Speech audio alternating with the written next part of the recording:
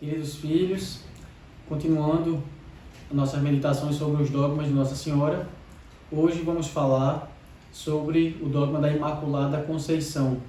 Esse dogma foi proclamado em 1854 e, normalmente, na Crisma, quando a gente está ensinando esse dogma, vem sempre uma pergunta, sempre a dúvida. As pessoas se confundem esse dogma com o outro que eu já falei, que é a virgindade perpétua. Então, quando eu falo da Imaculada Conceição de Nossa Senhora, muitas pessoas confundem com a Imaculada Conceição de Jesus. Não é a Imaculada Conceição de Jesus, é a Imaculada Conceição dela.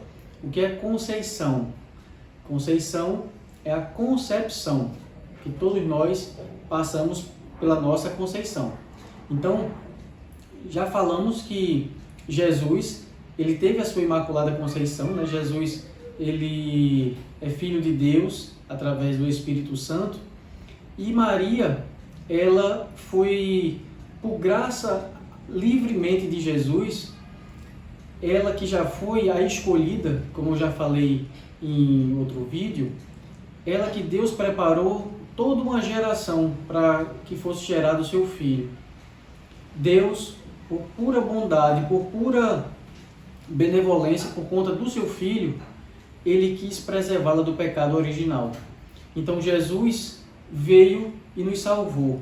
Todos nós, como diz no Salmo 50, eis que eu nasci na iniquidade, minha mãe concebeu-me no pecado. Então todos nós já nascemos no pecado, porque nós já nascemos com o pecado original. Porém, Jesus quis preservar a sua mãe, quis preservar o ventre que ele ia nascer. Então, contando uma historinha até de Dom Henrique Soares, para que todo mundo possa entender. Se a gente estiver andando numa estrada de barro e tiver uma poça de água gigante, a gente passa pela poça, a gente vai se sujar. Então, quando a gente está sujo, Jesus veio e nos salvou, Jesus veio e nos limpou, ele nos deixou completamente limpos. Porém, ele quis que a sua mãe não passasse nem por essa poça de água. Então Maria foi duplamente salva por Jesus.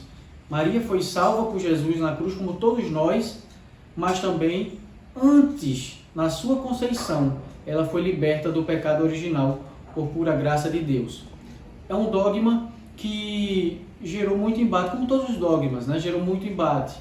Mas aquela que Deus fez cheia de graça, que o próprio Deus chamou como cheia de graça, aquela que Deus praticamente mudou o nome para cheia de graça, ele preparou todo um caminho para que aquele ventre, aquele corpo que fosse gerar o seu filho, fosse completamente santo. Então Maria, ela não passou pela concupiscência do pecado. Nós podemos lembrar em Gênesis, tanto é que a imagem da Imaculada Conceição tem uma serpente. Em Gênesis, Deus coloca a mulher como inimiga da serpente, a mulher como inimiga do pecado.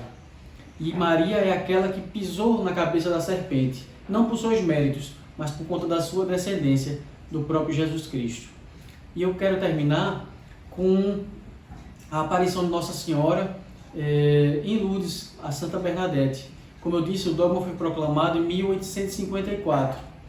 Em 1858, quando ela aparece para a menina Bernadette, e depois quando a menina vai levar o recado para o padre pergunta: que recado é esse? Que senhora é essa? Pergunte o nome dela. E aí, quando ela volta e Maria conversa com ela, Nossa Senhora diz: diga a ele, eu sou a Imaculada Conceição.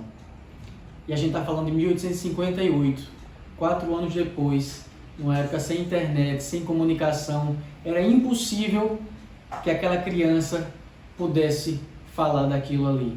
Era impossível que ela tirasse aquilo da cabeça dela, porque nem os próprios padres ainda tinham tanto conhecimento sobre esse assunto, porque era muito recente. Então a própria Maria, a própria Nossa Senhora, ela vem confirmar que ela é a Imaculada Conceição. Que a Imaculada Conceição possa sempre nos proteger e abençoar a sua casa.